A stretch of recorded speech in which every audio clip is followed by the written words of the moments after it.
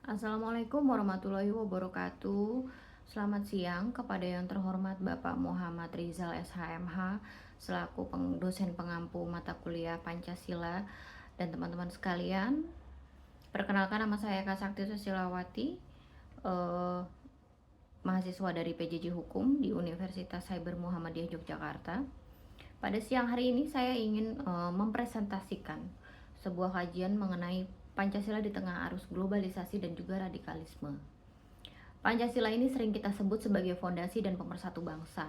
Namun di tengah gelombang globalisasi yang mendorong homogenisasi budaya, liberalisasi ekonomi, dan juga banjir informasi, di saat ini juga muncul paham radikalisme yang menawarkan identitas eksklusif, mempertanyakan bahwa apakah Pancasila ini masih mampu berdiri tegak di tengah ideologi yang hidup dan juga relevan.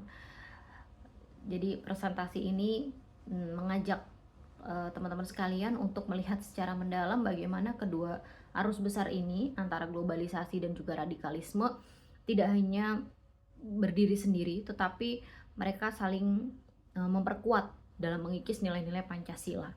Oleh sebab itu, saya mengajak teman-teman sekalian untuk menganalisis bagaimana globalisasi membawa nilai-nilai individualistis dan materialistis yang dapat menggerus semangat gotong royong dan keadilan sosial. Kemudian bagaimana radikalisme menyusup melalui narasi inklusif yang menolak keberagaman dan juga Pancasila. Kemudian bagaimana interaksi keduanya menciptakan tantangan multidimensi yang kompleks terhadap identitas bangsa kita.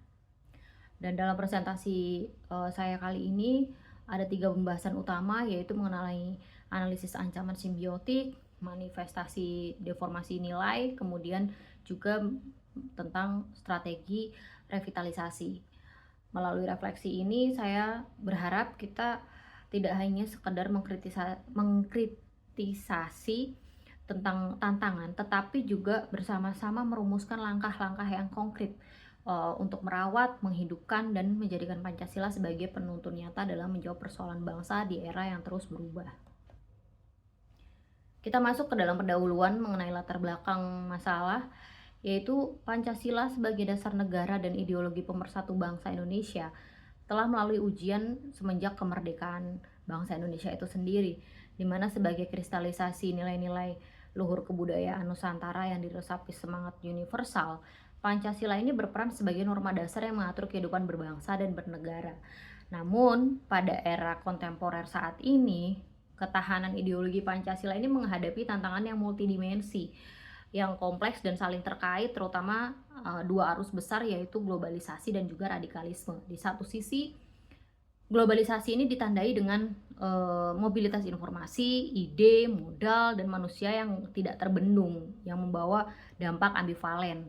Selain itu, membawa kemajuan iptek, demokratisasi, dan juga konektivitas, membawa nilai-nilai individualisme, materialisme, konsumerisme, dan juga relativisme budaya yang dapat mengikis semangat gotong royong, keadilan sosial, dan juga kepribadian sosial. Ruang digital saat ini telah menjadi medan pertarungan ya, medan pertarungan ideologi, di mana disinformasi dan narasi-narasi yang memecah belah dapat dengan mudah menyerang fondasi kebangsaan Indonesia itu sendiri. Di sisi lain, ancaman radikalisme dalam bentuknya yang ekstrim, baik berbasis agama maupun ideologi tertutup lainnya, secara terang-terangan menolak kerangka negara Pancasila yang inklusif dan juga plural. Paham ini menawarkan identitas eksklusif dan kebenaran-kebenaran yang mutlak dan bertentangan dengan ketuhanan yang Maha Esa, kemudian dengan sila persatuan Indonesia. Dan juga radikalisme ini tidak hanya menjadi ancaman keamanan, tetapi lebih berbahaya sebagai ancaman ideologis yang soft treat, yang menyusup ke dalam pemikiran masyarakat, khususnya generasi muda, melalui jaringan yang semakin sophisticated ya, kalau menurut saya. Kemudian tujuan penulisan ini yaitu untuk menganalisis secara kritis bentuk-bentuk ancaman yang ditimbulkan oleh konvergensi arus globalisasi dan paham radikalisme, serta relevansi dan ketahanan Pancasila sebagai ideologi nasional Indonesia, serta memetakan strategi nasional untuk memperkuat. Adapun tujuan khusus dari penulisan ini, dari presentasi ini, yaitu saya ingin mengidentifikasi dan mengkategorikan manifestasi ancaman global yang berpotensi mengikis pemahaman dan pengamalan nilai-nilai Pancasila di dalam masyarakat. Kemudian menganalisis narasi dan metode penyebaran paham radikalisme yang secara ideologis bertentangan dengan fondasi pluralisme dan kebinekaan dalam Pancasila. Dan yang ketiga yaitu menelaah titik persilangan antara dampak globalisasi dan bangkitnya radikalisme, serta bagaimana persilangan ini bisa memperuncing tantangan-tantangan terhadap ideologi nasional yang ada. Kemudian pada pembahasan topik ini, relevansi yang ada antara globalisasi dan juga radikalisme dapat dilihat dari beberapa perspektif, yaitu sebagai filter kritis, Pancasila sebagai filter kritis dan kompas etis terhadap globalisasi. Globalisasi sendiri membawa serbuan nilai, gaya hidup, dan sistem pemikiran yang seringkali bertentangan dengan identitas kolektif Indonesia. Selain itu juga Pancasila sebagai benteng ideologis dan pemersatu melawan radikalisme. Radikalisme yang terutama yaitu yang berbasis identitas agama yang sempit, kemudian menawarkan narasi pemecah belah yang mengancam integrasi bangsa. Kemudian yang ketiga yaitu relevansi konkret dalam kondisi Indonesia saat ini. Mengenai politik identitas, Pancasila adalah senjata yang terbaik untuk meredakan politik identitas yang memecah belah dengan menawarkan identitas nasional yang lebih tinggi. Kemudian ketimpangan ekonomi, sila kelima bisa menjadi dasar moral dan konstitusional untuk mengkritik kebijakan yang memperlebar kesenjangan dan menuntut keadilan redistributif. Kemudian ancaman disintegrasi, Pancasila adalah dalil final untuk menolak gerakan separatis dan radikal yang ingin mengganti dasar negara itu sendiri. Dan untuk pembahasan selanjutnya yaitu mengenai globalisasi dan radikalisme sebagai ancaman simbiotik terhadap Pancasila. Globalisasi dan radikalisme sendiri ini kerap dipandang sebagai dua kutub yang bertolak belakang. Namun analisis terhadap konteks Indonesia mengungkapkan bahwa hubungan antara kedua hal ini ternyata kompleks dan keduanya beroperasi secara simbiotik, saling memperkuat untuk mengikis fondasi Pancasila. Globalisasi yang sifatnya mendorong homogenisasi budaya, kemudian konsumerisme dan ketimpangan ekonomi ini, masyarakat kehilangan pegangan nilai-nilai tradisional dan terpinggirkan secara ekonomi, menjadi sangat rentan terhadap janji kepastian dan juga identitas kuat yang ditawarkan oleh paham radikal itu sendiri. Kemudian radikalisme di sisi lain memanfaatkan infrastruktur globalisasi seperti media sosial, platform komunikasi, enskripsi, dan juga jaringan finansial global untuk merekrut, kemudian menyebarkan narasi dan mengkoordinir aksi. Dengan demikian menurut saya Pancasila menjadi terjepit ya di antara dua kekuatan ini gitu, dimana gaya hidup global yang menggerus semangat gotong royong dan keadilan, kemudian di sisi lain paham radikal ini menawarkan identitas eksklusif yang bertentangan dengan persatuan dan kebinekaan Indonesia itu sendiri. Kemudian saya ingin membahas mengenai manifestasi deformasi nilai-nilai Pancasila. Ancaman yang ada terhadap Pancasila termanifestasi dalam deformasi terhadap kelima silanya, yang dimana pada sila yang pertama dinodai oleh monopoli tafsir dan juga instrumentalisasi agama. Sila yang sejatinya menjadi dasar spiritual yang inklusif direduksi menjadi alat legitimasi politik, identitas, dan stigmatisasi terhadap kelompok yang berbeda. Kemudian radikalisme ini mentransformasi sila ini dari pemersatu menjadi pembeda, seperti itu. Kemudian untuk sila kedua bisa kita lihat tergerusnya oleh nilai budaya dehumanisasi di ruang digital dan menguatnya intoleransi, kemudian ujaran kebencian, cancel culture, dan juga penyebaran hoax yang sangat masif ya, seperti itu. Dan untuk sila yang ketiga kita dihadapkan pada gelombang politisasi identitas yang mengutamakan tentang loyalitas primordial, yaitu di atas komitmen bangsa. Sementara globalisasi sendiri mendorong uh, kosmopolitanisme yang bisa mengabaikan lokalitas itu sendiri, dan radikalisme justru menawarkan uh, isolasi dan permusuhan terhadap yang lain seperti itu. Dan pada sila yang keempat kita bisa melihat bahwa permusyawaratan dan perwakilan ini dilemahkan oleh prosedur demokrasi yang minim sekali dengan deliberasi itu sendiri. Pengesahan Undang-Undang Cipta Kerja dinilai tertutup dan terburu-buru adalah contoh bagaimana masyarakat itu menilai sebuah musyawarah untuk mufakat ini dikalahkan oleh pragmatisme politik dan tekanan ekonomi global yang ada. Kemudian untuk sila yang kelima, ini terancam, manifestasi ancamannya yaitu oleh logika kapital global yang eksploitatif. Kebijakan ekonomi yang selalu berorientasi pada investasi asing dan pertumbuhan sering mengabaikan pemerataan. Gitu. Hal ini menjadi sebuah kesenjangan yang lebar ya, di antara mana lahan yang subur dan mana lahan yang gersang, sehingga tidak terjadi keadilan sosial bagi seluruh rakyat Indonesia seperti itu.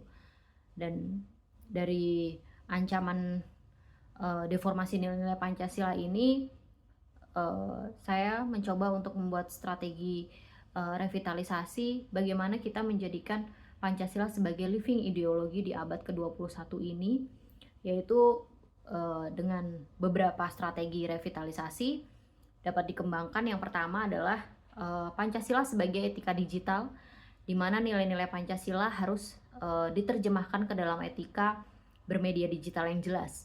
Prinsip musyawarah dan kemanusiaan dapat menjadi dasar untuk memerangi hoaks dan ujaran kebencian.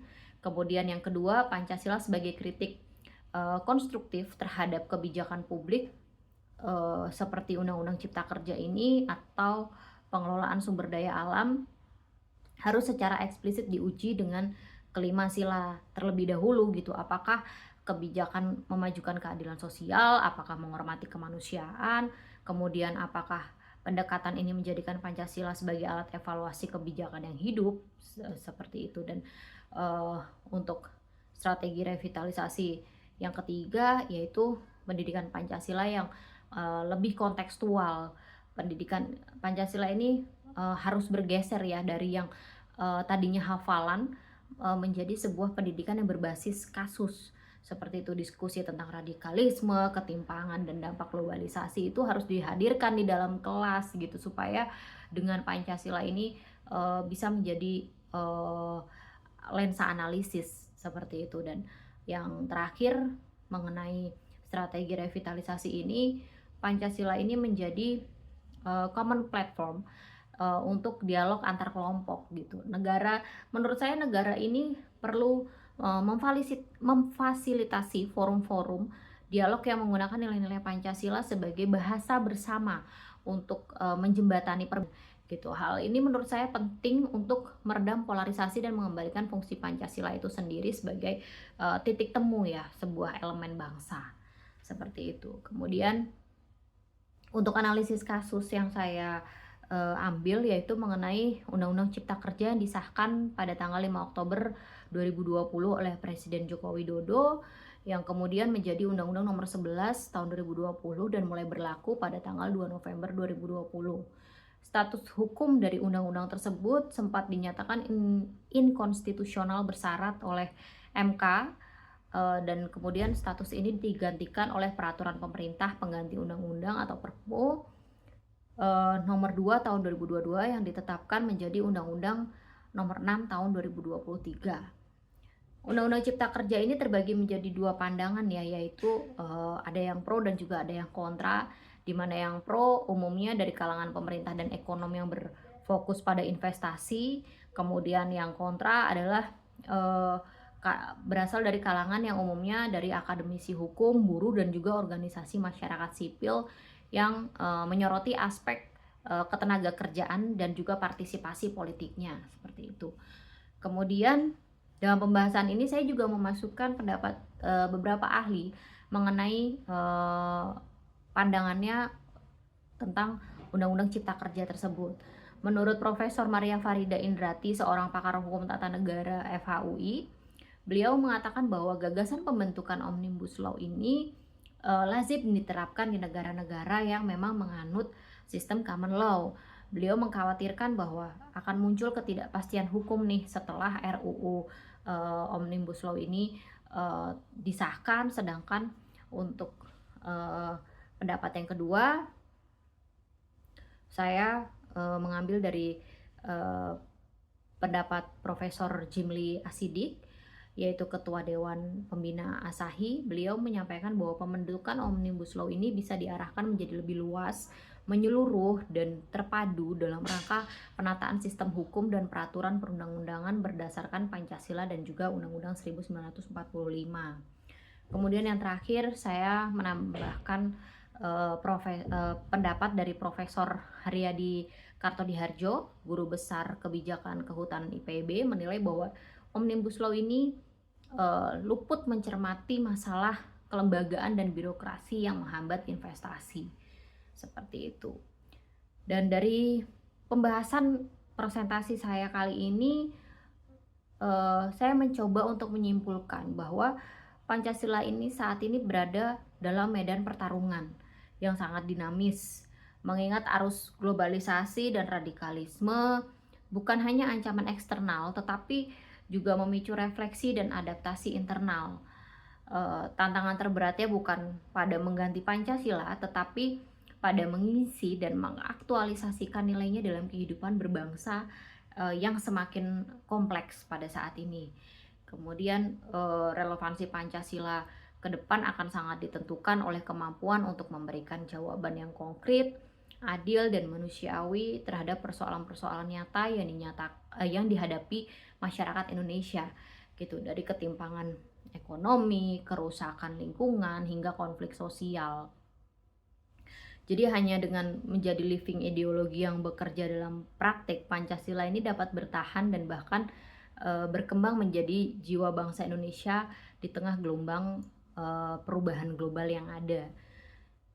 Saya sendiri percaya bahwa Pancasila adalah proyek peradaban yang memang belum selesai pada saat ini, gitu. Jadi tantangan globalisasi dan juga radikalisme ini justru menjadi kesempatan buat kita untuk menemukan kembali nih roh Pancasila yang progresif. Bagaimana kita bisa membela kaum yang tertindas dan mempersatukan keberagaman Indonesia lagi, seperti itu. Dan kita tidak membutuhkan Pancasila yang istilahnya dikeramatkan di museum ya, atau hanya tertempel di dinding kelas gitu, tetapi kita butuh Pancasila ini untuk tetap hidup dalam gelora diri kita untuk membangun Indonesia yang lebih adil, manusiawi, dan bermartabat di panggung dunia, gitu. Mari, oleh sebab itu saya mengajak teman-teman untuk yuk kita jadikan nilai-nilai Pancasila itu nyata dalam setiap tindakan kita, dan juga dalam ruang digital, dari mulai diskusi hingga aksi sosial. Dan karena menurut saya itulah bentuk pertahanan sejati dari Pancasila itu sendiri. Dan kiranya apa yang sudah saya presentasikan pada kesempatan kali ini bisa menambahkan pemahaman dan juga bisa menumbuhkan rasa kepemilikan bahwa Pancasila ini harus kita kembangkan terus dan menerus agar tetap relevan, agar tidak tergerus dengan arus globalisasi maupun radikalisme yang ada. Saya mengajak teman-teman untuk yuk mari kita para akademisi untuk menjadikan nilai-nilai Pancasila itu sebagai sebuah tindakan yang nyata. Demikian presentasi saya pada kesempatan kali ini. Terima kasih untuk waktunya. Waalaikumsalam warahmatullahi wabarakatuh.